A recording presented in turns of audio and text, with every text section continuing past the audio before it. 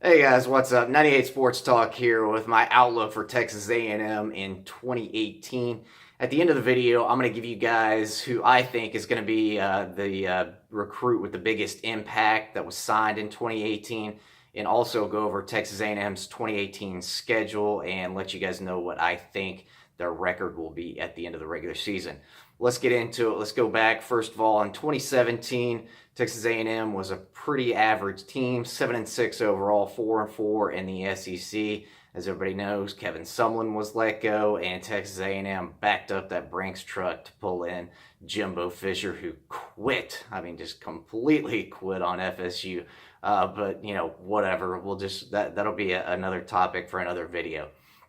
So Jimbo Fisher comes in, and what's he got to do? He's first of all he's got to decide on who his starting quarterback is going to be. Is it going to be Nick Starkel or is it going to be Kellen Mond? Personally, I think it's probably going to be Starkel, but I wouldn't be surprised if it's Mond. Mond adds a little extra running dimension, kind of like a dual threat quarterback than Starkel does. But I do think Starkel is going to start the season. Whether a change is made during the season, who knows? Because both of these quarterbacks look to be fairly even. And while I do think Starkel will start the season, I don't think he's got a big lead there. So mine could take it. A&M needs to make a big improvement on their offensive line. Last season only averaged 3.6 rushing yards per attempt versus SEC competition, and that's just not going to get it done. O-line's going to have to get better. They're going to have to stop giving up so many sacks and show a big improvement if A&M wants to reflect that at the end of the year in the standings. Defensively, A&M pretty much returns everybody that they need to on defense. They return a lot of defensive starters. Mike Elko is the new defensive coordinator installed at Texas A&M. So, Texas A&M's defense should be improved. Their secondary should be improved. But we'll see. And like I said, they return pretty much everybody, so I can't imagine that they would be any worse on defense. So I've got to imagine they've got to be a little bit better on defense. So what do I think? Let's get into their schedule here. First, their first four games, they're basically going to go 2-2 because they've got two cupcakes, and then they've got Clemson and Bama, and A&M's going to lose to Clemson, and they're going to lose to Bama. I just, could they win one of those games? Sure, they could, but odds are they're going to lose both of those games and go 2-2 there.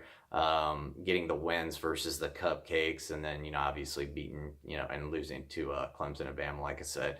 So then you kind of get into the meat of the schedule. They go on they play at home versus Arkansas. Then they've got Kentucky, on the road versus South Carolina, bye.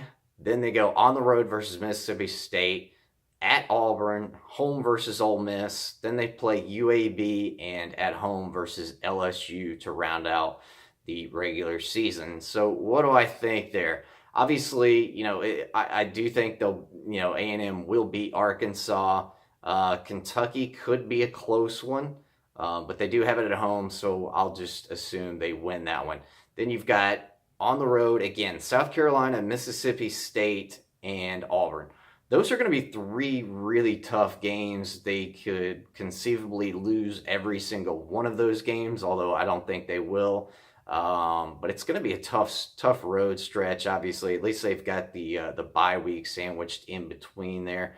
But I do think, I think with those five games that I'm kind of looking at there with South Carolina, Mississippi State, Auburn, and then Ole Miss and LSU at the end, I think they're going to go 2-3 in those games.